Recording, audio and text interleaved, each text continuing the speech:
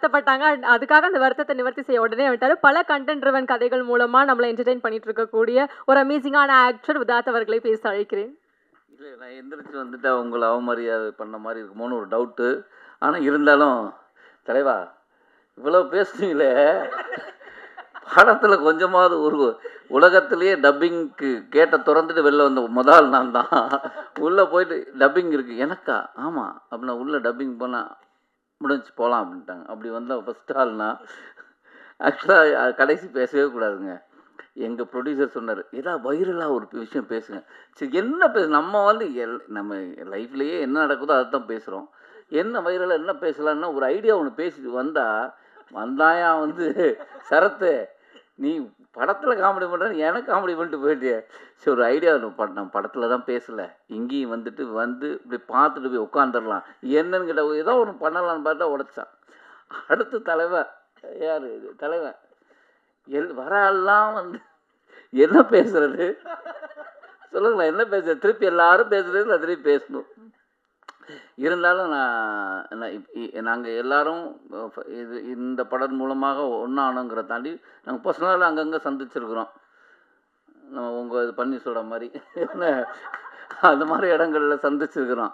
ஆனா, அது வந்து நாங்க எல்லாம் சேர்ந்து ஒரு படம் பண்ணோம்ல. ஆக்சுவலி கலையும் நானும் வந்து ஒரு வெப் சீரிஸ் பண்ணியிருக்கோம். அது உண்மையிலேயே ரொம்ப பிரமாதமா வந்திருக்கு. அதுக்கப்புறம் ஏன்னா நல்ல படங்கள் பண்ணுங்க. அதே 2 பேரும் சேர்ந்து இப்போ ஒரு படம் பண்ணியிருக்கோம் இந்த படம். எல்லாருக்குமே பியூட்டிஃபுல்லுங்க. எல்லாருக்குமே ரொம்ப முக்கியமான விஷயம். எனக்கு மட்டும் தான் கொஞ்சம் தயக்கம் இருந்தது படம் பண்ணி முடிச்சுட்டு. ஏன்னா படத்தில எனக்கு டயலாக்கே கிடையாது. அது ரொம்ப கஷ்டமா இருந்தது அத பண்றதுக்கு. டைரக்டர் குடுத்த கான்ஃபிடென்ட் நான் கடைசியில வந்து நான் எனக்கு எனக்கு வேணும்னு சொல்லி நானே டயலாக் அவர்ட்ட சொன்னேன். அவர் உடனே எழுதி குடுத்தாரு. எடுத்துருவோம் பார்த்தாரு எடுக்கவே இல்ல. என்னங்க நீங்க ஏமாத்திட்டீங்க அப்படிங்கும்போது, ராமர் எடிட்டர் அவர்தான். இல்ல சார் செம்மையா இருக்கு. நீங்க பாருங்க அப்படின்னேன்.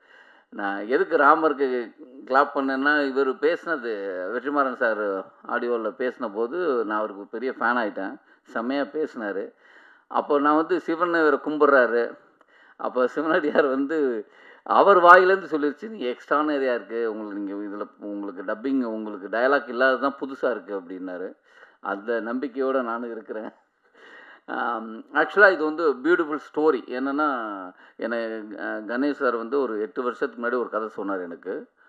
ஆ ரொம்ப அற்புதமான கதை. அதுக்கு நாங்க புரொடக்ஷன்லாம் பார்த்து ஒண்ணு இருந்தது. அது ட்ரை பண்ணோம் நடக்கல. ஆனா நான் அவர்ட்ட சொன்னேன், "நீங்க எந்த படம் எடுத்து கூப்பிட்டாலும் நான் கண்டிப்பா இருப்பேன்" அப்படின்னு தான் சொன்னேன். அந்த இந்த படம் மூலமாக தான் எனக்கு சசி சார் அறிமுகமானாரு. நான் இப்பயும் சொல்றேன், சில படங்கள்ல சொல்லியிருப்போம். ஆனா, அவங்க புது தயாரிப்பாளரா இருப்பாங்க. வந்து என்ன அப்படி பார்த்துருப்பாங்க. ஆனா, சினிமாவுக்குள்ளேயே கிட்டத்தட்ட 15, 16 வருடமா சினிமால இருந்து, ஒரு தயாரிப்பாளர் சேர்ந்து, என் சம்பளத்த பிரதர் இதுதான் அப்படின்னு சொன்னது அவர்தான். அதே மாரி நான் பணம் ஒரு நாள் கூட கேட்டதில்ல. பணத்த குடுத்துட்டாரு. கேட்காமலே போனோனே அந்த பணம் வந்தது. சரி பணம் வந்துருச்சுன்னா, நான் நெனச்சேன், அவரு என்னுடைய ஊரு. இங்க பழகுனதுக்கு அப்புறம் தான் தெரியும், அவரு என் ஊருன்னு. சரி நம்ம ஊர்க்காரன் நமக்கு கரெக்ட்டா குடுத்துட்டாருன்னு நெனைக்கிறேன். பார்த்தா, எல்லாருக்குமே ஃபோன் பண்ணி கூப்ட்டு குடுத்தாரு. அது பெரிய விஷயம். இவ்வளோ வருஷமா சினிமால இருந்து, "இல்லப்பா ஒரு படம் பண்ணியிருக்கேன். இன்னும் எனக்கு அது முடியல." அப்படிலாம் கருத்து சொல்லாம, அவங்க டப்பிங்க்கு முன்னாடியே நாங்கலாம் சரி டப் பண்ணிட்டு வாங்கிக்கிறோம். டப்பிங்க்கு முன்னாடியே எல்லார் பணமும் செட்டில் பண்ணது. அது உங்களுடைய உள்ளத்துக்காகவே கண்டிப்பா நீங்க ட்ரெஸ் மட்டும் வெள்ள இல்ல, நீங்க கம்பெனி வெள்ள இல்ல, நீங்களே வெள்ளையான மனிதர் தான். கண்டிப்பா அந்த படம் ஒரு டெஃபனட்டா ஹிட் அடிக்குங்கிற எனக்கு நம்பிக்கை இருக்கு. அவர்தான். மியூசிக் டைரக்டர் உங்கள நான் வந்து ஆக்சுவலி நான் படம் பார்க்கல. ஆனா இந்த ட்ரெய்லர் பார்த்தபோதே தெரிஞ்சது. பியூட்டிஃபுல்லா இருந்தது. அதே நேரம் வந்து இந்த படத்தோட சாங் அஜீஸ் ரொம்ப பிரமாதமா பண்ணியிருக்காரு. அவருக்கும் என்னுடைய வாழ்த்துக்கள். டைரக்டருக்கு வாழ்த்துக்கள். எல்லாருக்குமே மாஸ்டர் ரொம்ப நன்றி மாஸ்டர். குரங்கு பொம்மைக்கு அப்புறம் இப்படி ஒரு படம் பிரமாதமா இருக்கு பாட்டு. சரி நம்மளும் கொஞ்சம் அழகா தெரியிறோமே அப்படின்னா, உதய்க்கு நன்றி. பியூட்டிஃபுல். அந்த ஒரு நாள்ல இவ்வளோ அழகா சாங் எடுக்க முடியுமான்னு எனக்கு தோணுச்சு. ரொம்ப ஆச்சரியமா இருந்தது. பியூட்டிஃபுல்லா பண்ணியிருக்காங்க. அ அ மேல இருக்க எல்லாருக்கும் நன்றி. ஆனா நானும் ஏதாவது ஒண்ணு பேசலாம் அப்படின்னு வந்தா, எல்லாரும் நடந்தது பூரா பேசிட்டா, நான் என்ன பேசுறது சொல்லுங்க? கஷ்டம். கடைசியில் நான் வந்து இது நன்றி உரை தான், அதனால் சொல்கிறேன். வேறு யாராவது வந்து நன்றி உரை சொல்லுவாங்க, நான் சொல்கிறேன் எங்கள் கம்பெனியில் இப்படி அற்புதமாக ஒத்துழைப்பு கொடுத்த நடிகர்களுக்கும் டெக்னீஷியனுக்கும். இல்லைண்ணா, நானுமே வந்து ஃபஸ்ட்டு படம் வந்து ஓ மை கோஸ்ட்னு ஒரு படம் பண்ணாரு. அதில் யார் நடிக்க வச்சதா தெரியும்ல? ஆமாம், சன்னி லியோன் நடிக்க வச்சிருந்தாரு. நான் அதெல்லாம் யோசிச்சு அதை வச்சு எதாவது பேசலாம், அவரோட கண்டென்ட்டுங்கிறேன். அதுக்கு பதில் இந்த படத்தில் யாரும் கூப்பிட்டுருக்காரு தெரியும்ல? யார் சொல்ல? அஜித். ஏன்னா அவர் நடித்த படங்கள் பார்த்தீங்கன்னா 24 கிஸ்ஸஸ், அதுக்கப்புறம் ஸ்வீட்டி நாட்டி கிரேசி, அப்புறம் ஹாப்பி எண்டிங். படம் பேர்லாம் வந்து ஹாப்பி எண்டிங் 2வா? ஹாப்பி எண்டிங் ஒரு படம் வரப்போகுது. இந்த மாதிரி அதான் அப்போ இந்த படம் என்ன சார், ஃபர்ஸ்ட் படம் அப்படி ஒரு ஜானர், செகண்ட் படம் இப்படி ஒரு ஜானர்னு யோசிச்சா அதை பேலன்ஸ் பண்ணுறதுக்காக தான் ஆதித்தை கூப்பிட்டு நடிக்க வச்சிருக்காரு.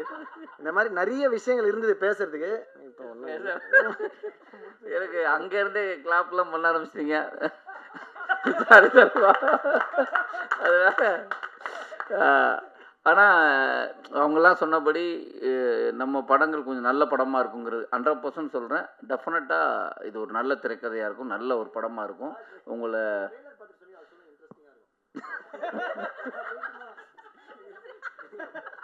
இல்லைங்க நான் சொல்லிடுறேன், சாரிங்க மன்னிச்சிருங்க, திரும்ப வரேன்.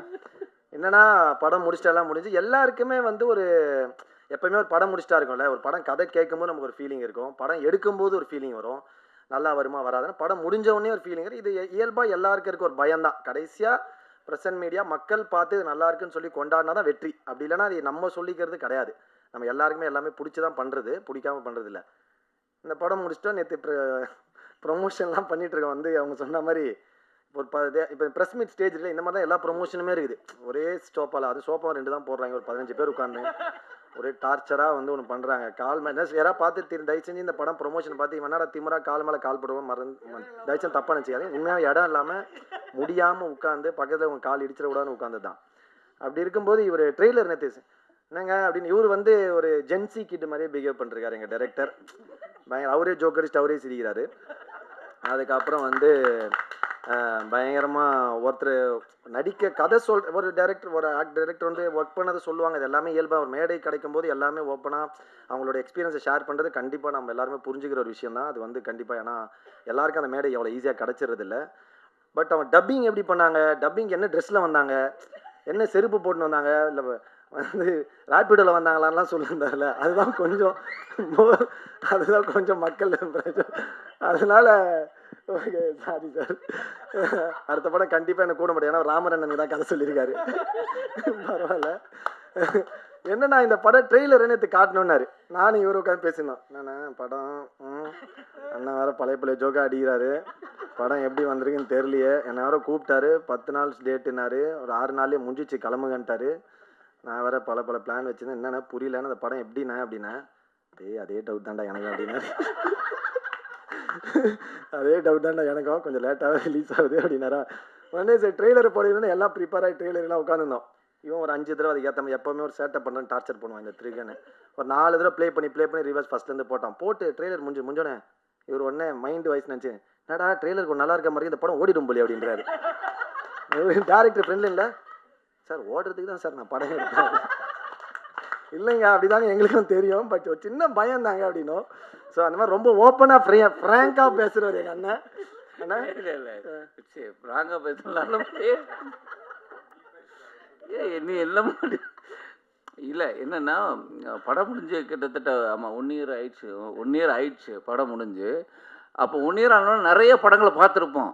அப்போ நம்ம ஒரு லேட்டானா இந்த மாதிரி ஏதாவது விஷயம் வந்திருக்குமோ அப்படிங்கிற ஒரு சின்ன எனக்கு சாங் இருக்கிறதே தெரியாது. திடீர்னு நேற்று தான் சாங் பார்த்தேன். ஓ இந்த படத்தில் பாட்டு தான் இருக்கா, நம்ம ஆடி இருக்கோமா அப்படின்னு.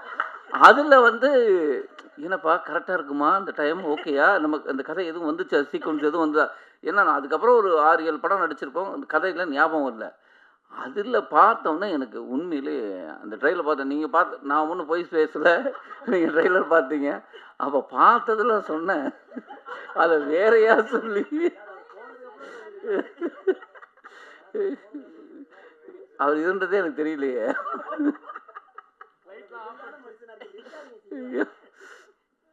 ஆனால் டெஃபினட்டாக இது ஒரு புதிய முயற்சி, ரொம்ப இன்ட்ரெஸ்டிங்காக இருக்கும்.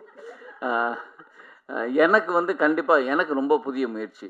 ஏன்னா இப்போ நான் டெஃபண்டமாக ஒரு படம் பயணிகள் கவனிக்கும் நடிச்சிருக்கேன். அப்படியாவது அதில் வந்து அந்த மாற்றுத்திறனாளி பேச்சு வராத ஒரு பேச்சு பேசியிருப்போம். இது வந்து பேசக்கூடிய ஒருத்தன் பேசாமல் இருக்கிறதுன்னு இருக்குல்ல, அது ரொம்ப டிஃபிகல்ட்டான ஒரு விஷயம். அதை ரொம்ப நல்லா பண்ணியிருக்கேங்கிறத விட நல்லா எடுத்திருக்காரு. கண்டிப்பாக ஜூன் 12ஆம் தேதி வெள்ளித்திரையில் நானும் ஆவலோட காத்திருக்கிறேன். நீங்கள் படம் பார்த்துட்டு உங்கள் ஆதரவை தெரிவிங்க. ஏன்னா முன்னாடியே உங்களுக்கு ஷோ காட்டிடுவாங்க. ஏன்னா ப்ரொடியூசர் சொன்னார் படத்தை ஷோ காட்ட போகிறோன்னு. அப்போது அவங்க ப்ரெஸ்ஸுக்கு வந்து முன்னாடியே காட்டுறாங்கன்னா அவர் ஒரு பெரிய கான்ஃபிடென்ட்டில் இருக்கிறாரு. நாங்களும் கதை பிடிச்சி தான் உள்ளே வந்தோம். அப்படி ஒரு நல்ல திரைப்படம். நாங்கள் படம் பார்க்கல, அது லேட் ஆனதுக்கு இப்படி ஒரு கருத்தை போட்டீங்க, என்னை போட்டு. சரி, நன்றி, தேங்க்யூ.